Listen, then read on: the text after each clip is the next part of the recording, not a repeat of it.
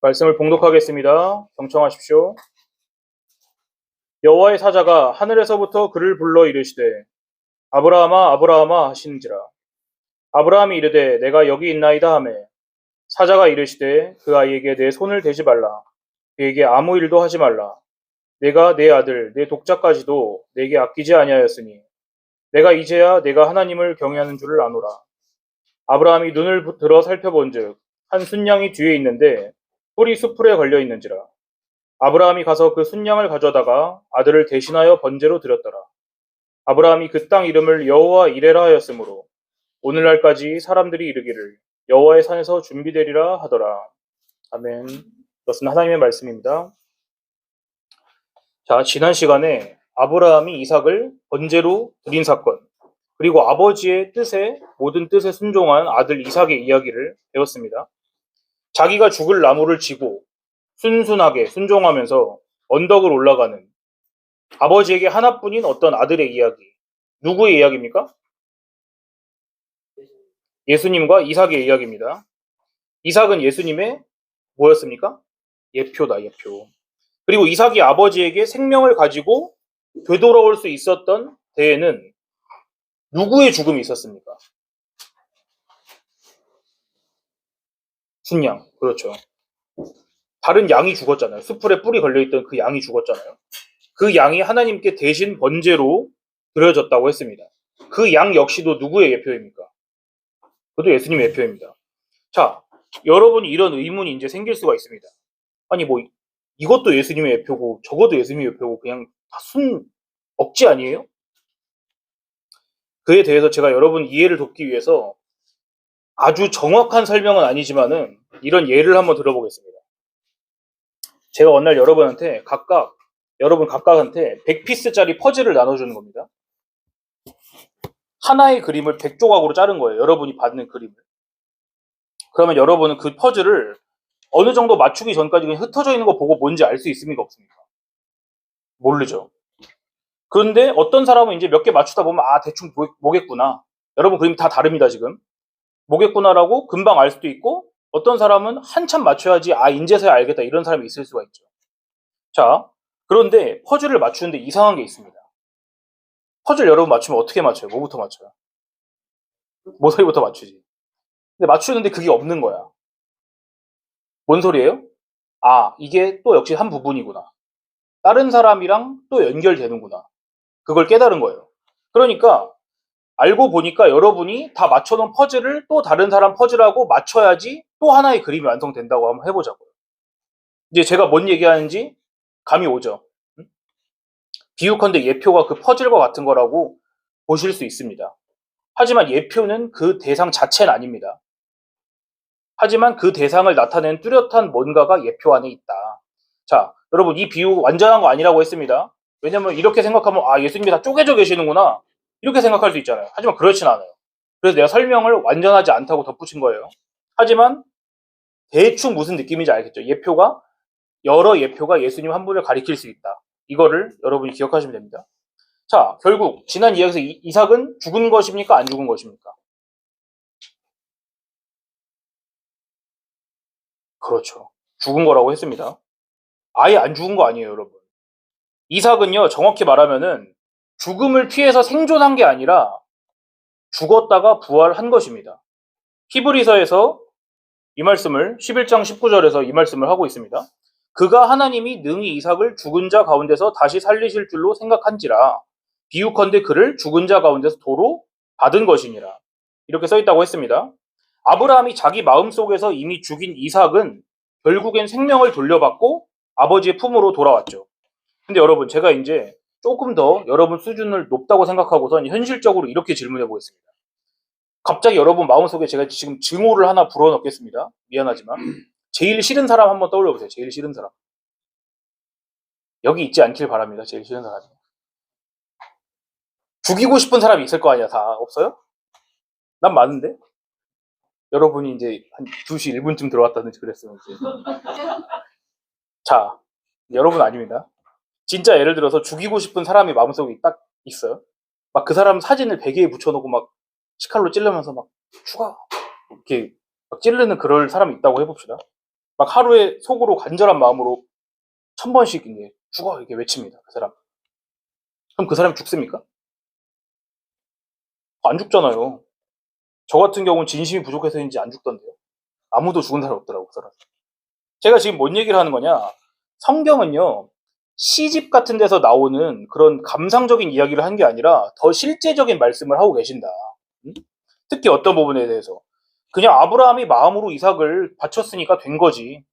이삭은 상징적으로 죽었다가 살아났으니까 됐네. 이렇게 하고 넘어간다거나, 아, 하나님께서 이제 아브라함의 순종을 보시고 마음을 바꾸셨나 보구나. 얼마나 좋아.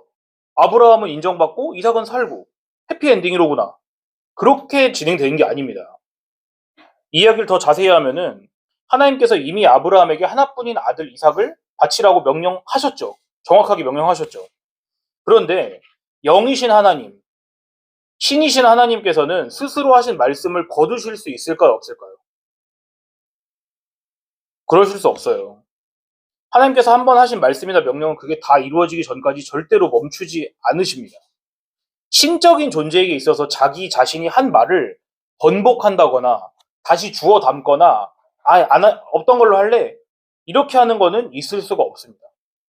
그건 신으로서 자격 포기하고 나 이제 더 이상 신 하지 않을래 라고 하는 거랑 똑같기 때문에 그렇게 자기의 말씀을 철회하는 것은 죽음이랑 똑같은 거예요. 신에게 있어서는. 우리야 아니 우리가 아니라 우리도 약속 어기면 죽을 수도 있잖아요. 근데 우리는 그건 사람의 한계 때문에 그렇지만 하나님께서는 그렇게 하실 수 없다고요. 그런데 지금 우리가 보면은 하나님께서 스스로 하신 말씀, 네 아들, 네 사랑하는 독자 이삭을 번제로 드리라. 이 말씀을 하나님께서 어떻게 하셨어요? 하지 말라 그랬잖아요. 제단 위에서 아브라함아 멈춰라 그랬잖아요. 어떻게 된 겁니까? 이건 비유하건대 하나님의 신성의 스크래치가 난 거예요, 지금. 그럼 하나님께서 이 일을 어떻게 해결하셔야 될까? 말을 내뱉었다가 다시 거두어 들이셨는데. 참고로요, 여러분, 하나님을 난처하게 하거나 놀라시게 할 수 있는 일은 없습니다. 여러분이 아무리 해도. 하나님은 어떤 일로도 놀라지 않으세요.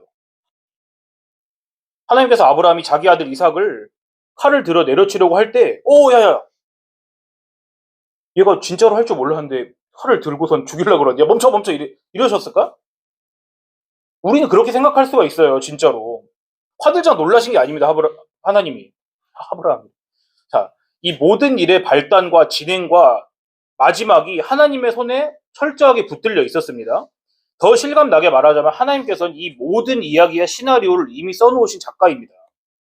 그럼 다시 하나님께서 아브라함에게 이삭을 바치라고 하신 명령을 처리하신 걸 어떻게 그럼 설명할 거예요? 적어도 아브라함 입장에서는 그게 하나님 말씀하셨다가 다시 거두어 들이신 걸로 보일 거 아니에요. 하나님께서는요, 여러분, 잘 들으십시오. 그렇게 하신 거에 대한 값을 이미 치르셨습니다. 값을.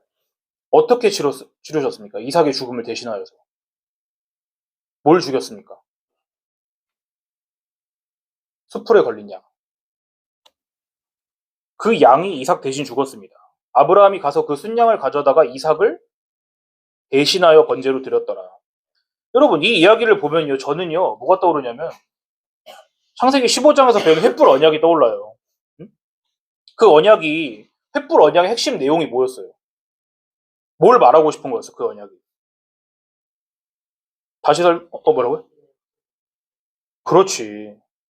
봐봐요. 저 좋은 초등부 교육을 받고 올라오니까 저렇게 대답을 잘하지 않습니까? 자, 여호와 하나님께서 처음부터 끝까지 신실하게 누구 편에서 언약을 지키시겠다? 하나님 편에서 아브라함 편에서. 하나님 편에서 언약을 지키시기로 한 거라고요. 아브라함이 그 언약 할 때 뭐 하고 있었습니까? 자고 있었잖아요. 자고 있었다고. 자, 원래 자기가 그 동물 잘라놓은 시체 사이로 지나가야 됩니다. 그 피의 길, 언약을 파기했을 때 누가 형벌 받습니까? 원래 계약에선 약한 사람이 받아요, 강한 사람이 받아요. 약한 사람이 받는 거잖아. 근데 반대로 하나님께서 그 길을 가셨잖아요. 횃불만이 지나갔잖아요. 하나님의 상징인 횃불만이. 이제 보세요. 아들을 바치라고 명령하신 하나님 말씀, 그리고 그거를 다시 멈추라고 하신 하나님의 명령 철회, 그리고 그렇게 하신 거에 대해서 하나님께서 치르신 값. 이 삼박자가 이제 딱딱 떨어집니까? 좀 어렵죠. 여러분이 이 이야기에서 기억해야 될 단어가 하나 있습니다. 한 글자. 뭘까요? 내가 지금 한 3-4번 정도 말했어요. 뭐라고? 넌 아니라고? 값이에요, 값. 여러분, 값이란 말은요, 정말 중요한 단어입니다. 하나님께서는 물론 불변하세요. 불변하세요. 스스로 말씀을 거두시거나 변심하지 않으세요. 그러나 우리는 성경을 보면서 마치 하나님께서 그러시는 것 같은 표현들을 만날 수 있습니까? 없습니까? 있죠. 여러분, 하나님께서 진노하셨다라는 말 성경에 있습니까? 없습니까? 있죠. 하나님께서 기뻐하셨다는. 기뻐하신 것도 있잖아요. 응? 심지어는 여러분, 땅 위에 사람 지으셨음을 뭐 하셨다? 한탄하셨다. 후회하셨다. 그런 말도 있잖아요. 이런 표현들을 그럼 우리 대체 어떻게 이해해야 돼요? 여러분, 이러다가 여러분, 이런 걸 우리 배우지 않으면요. 성경 읽다가 이런 거 나오잖아요. 여러분, 성경 덮어버립니다. 나도 해요. 나도 그랬어요, 계속. 이거 뭐야? 성경이 주말을 하고 있잖아. 이러면 우린 성경을 안 보게 된다고요. 그러니까 보세요. 여러분, 우리 인간에게 있어서는 감정이 왜 바뀔까? 좀 철학적인 사고로 한번 굴려봐. 인간은 왜 감정이 바뀔까? 왜 동요가 있을까요, 감정에? 생각은 나지만 대답은 안 하겠다. 자, 보세요. 왜냐면요, 우리는 뭔가 예상하지 못한 일이 일어나기 때문에 감정의 동요가 생기는 거예요. 예를 들어 여러분, 제가 예배를 시작하면서 여러분, 오늘은 예배를 10분 안에 마치겠습니다. 그랬어요, 내가. 그럼 다들 환호성을 지르겠지. 그런데 내가 30분을 더 했어요. 그럼 여러분, 감정이 평안할까, 동요가 일어날까? 다 들려서 보여나, 동요 일어난다고. 자, 동요가 일어날 거 아니에요. 왜 그래? 예상이랑 다르잖아. 10분 만에 끝내준다고 했는데 저 사람이 왜 이렇게 늦게 끝내는 거야? 이러고서 속으로 날 죽으라고 하겠지. 그러니까 인간은 예상하는 게 있고 그거를 내가 다 알지 못하기 때문에 동요가 일어나는 거예요. 여러분, 예를 들어서 여러분 형이 서울대를 갔어. 오빠가. 그럼 놀랄까 안 놀랄까? 놀라지. 왜냐면 들어가기 직전까지 모르잖아. 성적 받기 전까지는. 우리는 그러니까 더 내가 심플하게 말해볼게요. 우리는 무지하기 때문에 놀라는 거예요. 앞에 일에 대한 정보가 없기 때문에. 그런데 하나님께는 있잖아요. 그런 일이 있습니까? 없습니까? 하나님께는 있을 수가 없어요. 논리적으로. 왜냐? 하나님은요, 여러분, 내가 영원이라는 걸 설명해 줄게요. 영원. 영원은요, 시간을 벗어나 있다는 소리예요. 우리야 시간 속에 묶여서 똑딱똑딱 흘러가죠.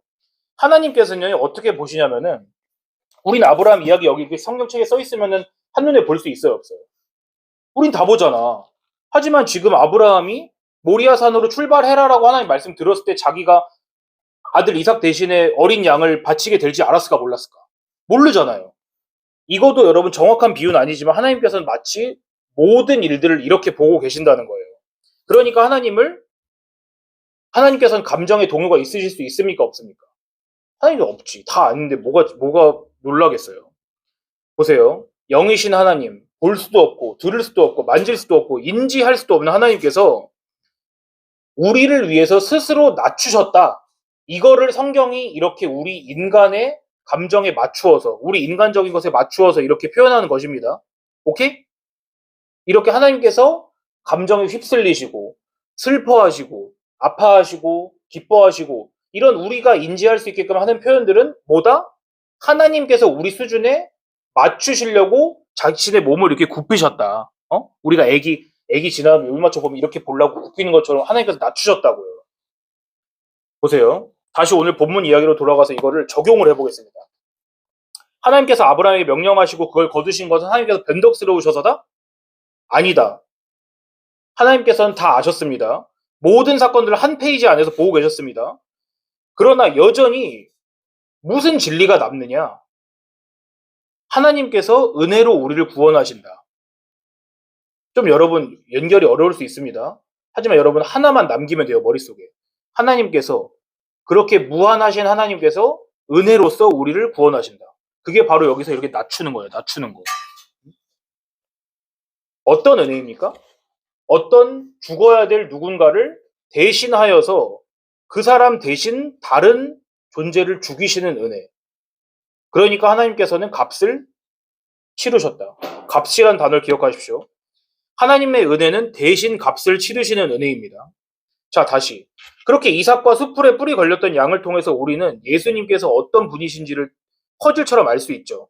어떻게 죽게 되시는지를 또 퍼즐 한 조각 맞출 수 있죠. 예수님께서는 원래 죽어야 될 자를 구매하시는, 옥션에서 여러분이 구매하듯이 구매하시는 값으로서 죽으신 거예요. 예수님을 내시고 우리를 사셨다고요. 오케이? 제가 돌아보니까 지난 설교 중에 반드시 했을 법한 단어인데 안 하고 지나간 단어가 있습니다. 바로 오늘 제목인 여호와 이레. 그 모리아산에서 있었던 일 때문에, 이 아들을 바치려던 사건 때문에 아브라함이 그 지역 이름을 여호와 이레라고 부르게 됐습니다. 뭔 뜻입니까? 여호와 이레. 정확히 말하면 여호와께서 준비하심. 여호와께서 준비하심. 잘했습니다. 이것은 아브라함이 예언을 했었죠. 자기도 모르게. 번제할 어린 양은 누가 준비하신다? 하나님께서 대신 준비하신다. 친히 준비하시리라. 즉 하나님께서 값을 치르시리라 하신 그 말씀이 여기서 정확하게 이루어졌다는 것입니다. 이게 바로 여호와 이레 사건이 오늘날 우리에게 말하는 것입니다. 여호와 이레가 뭔 뜻이라고요? 여호와께서 준비하심. 강조점을 두어야 됩니다. 강조점을. 여호와께서가 더 강조점이에요. 여호와께서 준비하심. 우리가 아니라 여호와께서. 하나님께 나아가기 위해서 저와 여러분에게는 누군가의 목숨이 필요합니다. 목숨 값이 필요하다고요. 값. 공짜로 나아갈 수 있는 건 아무것도 없습니다. 하나님께서 여러분 가장 귀중하게 여기시는 건요. 우리 생명이 아니에요. 그보다 더욱 귀한 어떤 생명이죠. 그것은 어떤 생명이냐. 그 숲풀에 걸려서 이삭 대신 이삭의 죽음을 죽은 그 양. 그 양이 예표로서 가리키고 있는 누구? 내가 질문 정답이 50%는 예수님이라고 했습니다. 자, 그 양이 가리키는 예표 누구? 예수님. 예수님의 생명이 하나님 보시기엔 가장 귀중한 거예요. 오케이? 하나님께서 여러분 이것이 의미하는 바를 우리 마음속에 꼭 깨우쳐 주시기를 기도하시고 또한 저희 마음속에 계속 기억나게 하시기를 간구하겠습니다. 자, 같이 기도합시다. 주님, 오늘 저희가 배운 말씀을 다시 한번 배웁니다. 저희가 다시금 깨닫게 하시니 감사를 드립니다. 주님, 저희가 우리의 행위로 하는 모든 그것들은 하나님께서 먼저 우리 가운데 은혜로서 그 아들이신 예수님의 죽음을 불어넣으실 때만 우리 속에서 일어나는 것들입니다. 지금 저희가 이 순서를 헷갈리지 않도록 꼭 저희를 가르쳐 주옵시고 우리가 이 모리아산의 사건을 볼 때마다 그냥 상징이 아니라 하나님께서 하신 말씀과 또한 그 하신 말씀을 거두시는 그 보상으로 인해서 그 값으로 인해서 예수님께서 죽으셨음을 우리가 기억하도록 하옵소서. 주님, 우리가 죽었어야 했지만 하나님의 아들께서 가장 고귀한 값을 치르시고 저희 대신 죽으셨습니다. 성령 하나님, 저희 마음 가운데 이것이 믿어질 수 있도록 늘 도와주시옵소서. 우리의 예배의 주인 되시는 예수님의 이름 받들어 기도드리옵나이다. 아멘.